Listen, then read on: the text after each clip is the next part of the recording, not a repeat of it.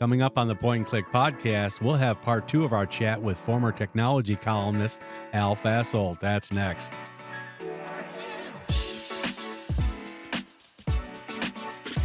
Welcome to the show. I'm Mark Yafchak. We'll chat with Al in just a minute. But first, I'd like to give you the many ways that you can connect with us. We're on Facebook, Instagram, YouTube, and of course, Apple Podcasts, Spotify, and iHeartRadio. Now, my good friend Al Fasoldt was a technology columnist for the Syracuse Newspapers for over 30 years. He was a regular on both the Point and Click TV show and the Random Access radio show. Al is an expert in Windows, Mac, and Linux. We'll do the 10 favorite. We both agree that up at the highest level of usefulness probably is the Windows key by itself. Yep. Windows key by itself. And the triumvirate of Control-C, Control-X, and Control-V. Yep. Those, if you don't use those many times a day, you're not working on, what are you doing, guys? Playing games. But don't get the mouse out and go up, where's that menu for cut, copy, and paste? That's one of the oldest things. I remember the first time I got a Windows computer was just a little, I still have it in a, thing over there. My aunt, one of my aunts, I have a lot of aunts at that time. One of my aunts said to me, "Does it do control, copy, and paste?" Now, where she heard about that, I don't know, because she couldn't do computers. Somebody at work, where she worked, had been talking about, hey, we got a computer, and it does control, copy, and paste. It does copy and paste. And well, we already talked about Win-L for lock the computer. And although I made fun of it, I can see if you've got like 16 kids running around and they love to do this with your computer, you might want to lock it. And the easy way to lock it, you could, close the lid of a laptop, whatever. But suppose it doesn't have a lid.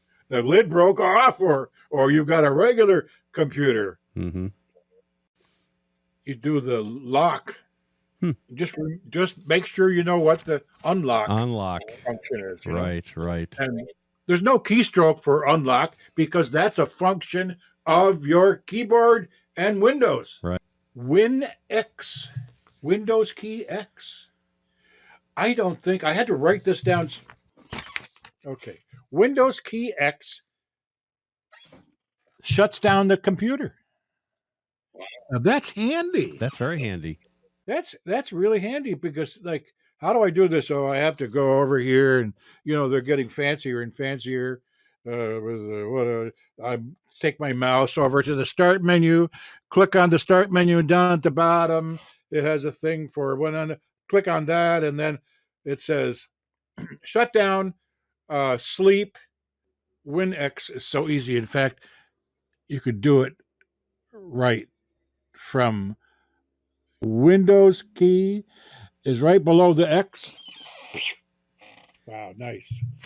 Yeah, now what I'm By thinking. the way, it's not a Windows computer; it's a Mac, but it has Windows symbols, and it's from Apple. It was after Steve Jobs passed away. Yeah, they were able to sneak those in. Yeah, he had somebody gave him a Windows computer, and he dutifully set it up on the corner of his desk and never touched it.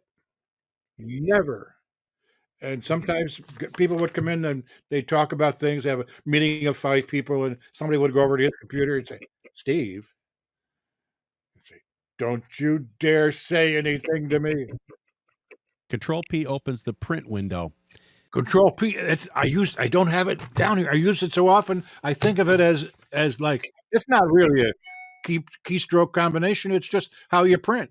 Control P. And do that a lot. Printing is a big part of, you go on the computer, you print an email, or you print a letter to somebody, or you're printing a label for a package you're going to ship out. I always wondered, what is the fastest way to get to that screen? That's one of the fastest ways to get to the print screen. Control P.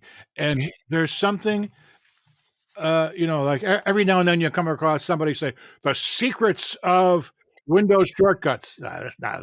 There's no secrets. You get a ham sandwich. That's fine. And one of them actually is a secret that people don't realize, and that is if you do printing from the menu. You go up to the menu, it says File, and then Print. You get a window, all these choices, blah, blah, blah, blah. Do you get a window when you do Control P? It gives you the defaults. So that makes it faster. Control P, defaults. Now, of course, you can change those defaults if you want to. And if you change them all the time, you probably ought to save the changes. But Control P will never give you the oddball thing. Let's see, George is here, and I want to print from his Android phone to my mother's little printer, and I can print it from my computer. Okay, so I'll just do Control P. It didn't come out, George. So keep that in mind. Keep that in mind. If it's something special and not something you're going to use often, because if you're going to use it often, make a exception for it. Make a separate printing setup, and save it and call it something. Call it like George's silly phone, that kind of thing. But if you do it Control P, you're going to get waylaid if it's a special print job. Right. One tip that I have, now we have a lot of printers here. We have 1, 2. Oh my goodness. 3, 4, 5. I have 5 printers down here and 1 printer that Nancy has in her office upstairs. And when you print, you have the opportunity with the print menu to choose a printer. Windows and Mac and Linux, they all work the same way. You could set that up so that it only prints to that crazy printer that's only used twice a year, and save it as a print option. So that, and you name it crazy printer. And so you just double click on that, and the item goes to that crazy printer that's hidden away in the garage.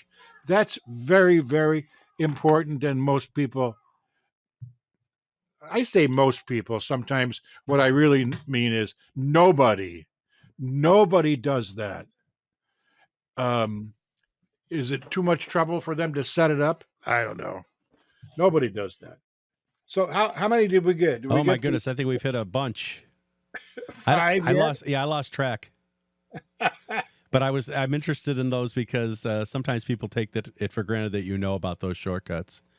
So it's nice to refresh people's memories every now and again that, hey, not everything is mouse or touchscreen driven. You can still do the old-fashioned keyboard. If you want, I'll do one more for Windows. One thing I hate about Windows is Cortana. Oh, not quite ready for prime time in my mind. Microsoft pushed Cortana on us really early.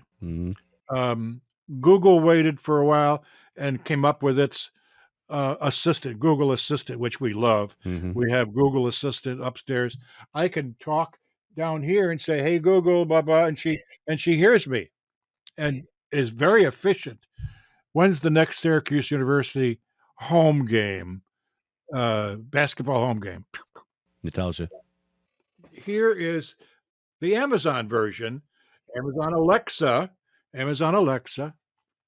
and hey Alexa, what time is it? It's 2:31 p.m. 2:30. Okay. One of the cool things that Alexa does, and I don't use it for that, because I have to set it up. Why doesn't it set it up itself? Where's artificial intelligence when you need it?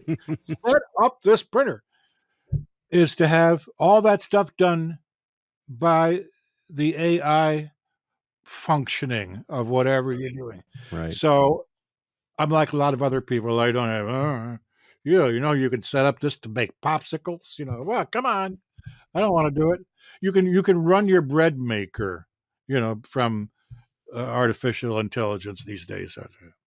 I want to talk about where anybody can go.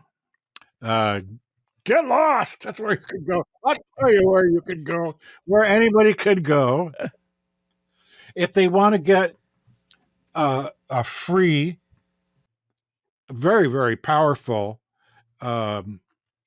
shortcut creator for Windows. Perfect. It's called Auto Hotkey. And I have used Auto Hotkey through a couple of different iterations, starting probably 25 years ago, at least. Wow. Auto Hotkey is a open source project that was created by one guy, and then he said, I can't stand it anymore, and so a couple other guys took it over, and now it's a community project, and it's totally free. You can do anything with Auto Hotkey, anything at all you want to do. The address, of course, it's got an HTTPS in front of it. I think people are noticing, what's that S doing there? And that has to do with secure, okay? Because the consortium, that's what it is. It's a consortium that runs the internet, has asked everybody to switch to secure addressing. So it's HTTPS. Now here's the part you want to remember. www dot auto hotkey, spelled just like it sounds. Auto hot key, all one word, .com. You could also just do a search in Google for Auto Hotkey, and you'll find it there. And let me make a plea for all those three people out there who use Macs. There's a Mac that was free. That was free. That Auto Hotkey. Keyboard Maestro has been around for 20 or 30 years. Amazing. For the Mac. And it's not free because the guy, there's a programmer and he spends, Harry, are you coming? No, I'm working on my keyboard Mac. $36. But you can try it for free. Nice. So definitely. And that's there's no wubbu in front of it. It's just keyboardmaestro.com, and Keyboard Maestro is all one word. Maestro, as Leonard Bernstein. Maestro is spelled Maestro. Maestro. Sounds like a breakfast cereal. Keyboardmaestro.com. And I'll leave the Linux one out. If you're really, really hot on a Linux hotkey creator, let me know. Send me an email. There you go. And they can reach you, just so people know, at afasoldt@gmail.com. Let me get it right. At gmail.com. And I'll put all that in the show notes, so everybody on the description and the show notes. Yeah, will be able to there's find supposed to be something on the bottom of my screen. Yeah, not on your Did side. you erase it? The viewer at home will see it. Did you? This is not a touch screen, but you could push it off to the side with your fingers. Do you like touch screens on computers? I don't. I like the mouse. I'm an old-fashioned guy. I like clicking and pointing and clicking, and hence the show name. I kind of like the point and click. Point and click. Yeah. Point and click. I did have a hard time when I first started using tablets. My first tablet was not an iPad. It was a tablet made by another company using Android, but it was a touch screen. And then I finally said, wow, I'm going to get an iPad. So iPad. I love the iPad. I try to keep current with the iPad. The problem that I have, even though I try real hard, is that when I'm using my laptop, I reach up to the screen and try to scrape things away. And of course, don't do that to the screen. Especially since it's usually Nancy's screen that I'm doing that. Hey, wouldn't you like to do it like this? And It's but amazing. I absolutely love can you imagine where we would be without touch screens, real touch screens? I mean, not the kind, you drive your car up to this thing and you're trying to get out of the parking lot and it says touch this and you Yeah. Yeah. there, you got it. That's not a touch screen. So the whole idea of a, a spot on the screen that can respond like in 17 ways, it's just amazing. And that's all due to the efforts of all these programmers for all these different companies, saying I could do it better. And that's definitely the way things should happen. Even Steve Jobs, in one of his most memorable quotes, Steve Jobs said Apple would never make a touchscreen phone because they already had a phone with keyboard that they would never have a touchscreen phone because the fingertips are too big. Hmm. So he said everybody would have to file down their fingertips, of course he was joking. No one's going to do that. Right. But what his engineers did is they designed a system whereby if you touched two things at once, which one did you touch more than the other? Then that would be the one that would receive the fingerprint, receive the fingerprint. Mm-hmm. If you touched one thing and then another thing slid sideways and you weren't typing, you were just selecting, which would count? Just the one you touched first. Wow. And then they invented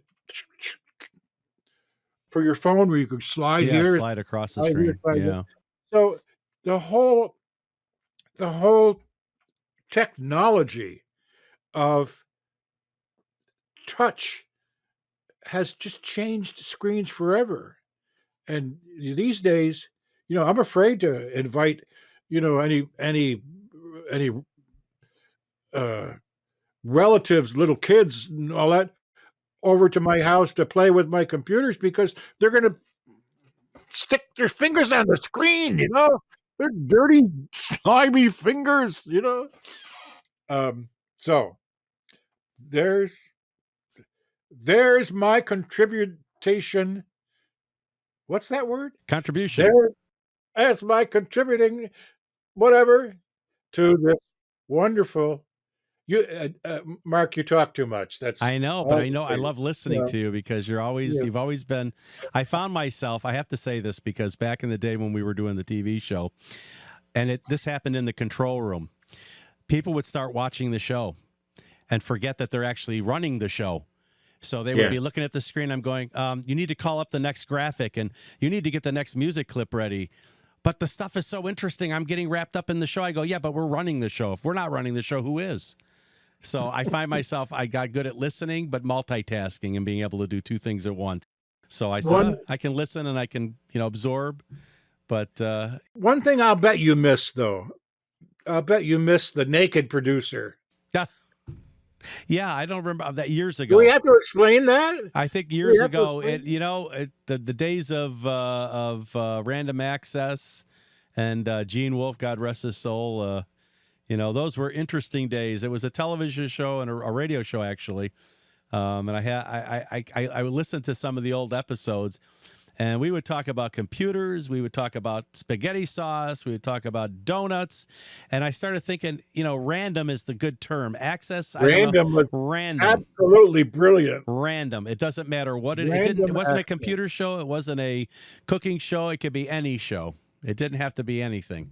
And I think that's the genius of it. That was genius. And, where else could you have a radio show where somebody shows up and knocks on the back door and they've got a dozen donuts. Like, whoa, Oh my holy crap! gosh. And how And they I even didn't found need to us. eat all of them. I left 2 for you, I think. Yeah, But I didn't need them. that was, and we should pause, and say a prayer for our absolutely genius um, companion, Gene Wolfe, who was one of the strangest and most beautiful guys in the universe. He he had he had a mind that was sharper than a razor, and I think I've told this many times about the time when he got the spaghetti sauce recipe out of his head when somebody called to ask about somebody called the wrong number and wanted to get the recipe, and he said, "Oh well, but then he rattled this off, made it all up, and and we used to get calls from regulars on the radio show, and we got calls at a certain time every show, um, and it it was Michael from Michael in Syracuse. We got a call from Michael in Syracuse. Hi, Michael. Well, I just wanted to say that blah blah blah blah. Turned out Michael was a priest, and there was a break in the service where he could make a call to the random access show. And I met him. I met Michael somehow, somewhere, and shook his hand. And he said, "You remember Michael from Syracuse?" I said, "Oh, yeah, actually, yeah. I always wondered who that was." So here I am. Here I am. And he explained the whole thing. No other radio show in the world. No, we did get a call. We did get a call one time from Vlad from I Vladivostok. was going to ask you, have you ever heard back from him all these years later? Have you kept in touch? No. No. It just people call the radio show, forget about them. I don't want to hear from them again. But Vlad, I don't know, was his name wasn't Vlad, but he was from Vladivostok, and it was just amazing because I'd say, "Oh, there's a listener in Vladivostok, and Vlad, how are you? This isn't Vlad. This is George. I'm calling from Maple Street." But it was fun. That No, was a those lot were of great days. I do definitely miss the time we had on the show. It was interesting. I remember one episode clearly when the show moved from the WSYR studios to the TK99 studios. We were literally sitting in a studio where if you looked out the window, you could see the Armory Square, the road that goes through Armory Square. And I remember one time Gene was talking to, I think, a police officer on Yes. patrol, and he drove by the window, and we looked out the window, and we waved at him, and here he was in his patrol car, and I'm thinking, where on earth could you possibly be where you could have a conversation with a police officer who's on Yes. patrol on a radio show, no less? I said, we missed a whole opportunity for a different type of show, maybe, ride along with, Paul the cop, and see what he's up to, and put him on the phone and say, yeah, I'm in the woods somewhere chasing a bad guy. And, it might have been the beginning of reality television. We missed the boat on that, Al, and Gene probably thought about it and said, yeah, nobody's going to buy into that. It's just funny comedy for the moment, and move on to the next caller and the next topic. But I just shook my head. I said, only on radio with Gene could you do something like that, and it was perfectly normal. I will have to count. I have to count how many of the random access shows I have on. Had them on tape originally, and then of course I put them on the digital format and saved them in my NAS box, which is a foreign word. It's a Greek word. It means a burial place in the ground where you can put your digital memories and never hear from them again. NAS box, what's it? Network attached storage. Network Attached storage. attached storage. Yep. It's a box. It's a box that has drives in it that store things for you. And I run lots of stuff off of the NAS box. It's just the greatest thing. But I got all those radio shows. Oh, wow. On my NAS box, and a lot of TV shows that we did together. Yeah, I listened to a few. I had some files on my NAS box as well, and I know Gene was big into web design. That was his core business when he was doing the radio show. Wolf, I think it was Wolf Enterprises. Enterprises. Wolf at your door. I think I tried to get him to change it to that. That would have been more You're interesting. going to knock on the door. Hi, I'm Gene Wolf. And the Wolf at your door, but he didn't buy it. He wasn't too keen on that one. Well, I want to thank you very much for joining me on this episode. I think it was a lot of fun to talk with you. We'll definitely have you back on again. And, now that we got the kinks work out of the system, we can actually hear each other talking. That's always the fun of doing. Yeah, I can almost hear you. By the way, for all those wonderful, I think at this point, there's one guy left. You said, this is nonsense. This is nonsense. So I'll just talk to him. Yeah. George, if you can still hear me. I could not hear him at all. I would be guessing. I'd watch his mouth move, guessing what he was saying. And at the start, it was beautiful. Yeah. But then he started tweaking knobs. I touched knobs and buttons, and I messed it up. He had two Manhattans, and I think that's probably what caused it. Never drink and podcast. That's my word of advice. If I leave anybody with one message, do not drink and podcast. If you know what's good for you.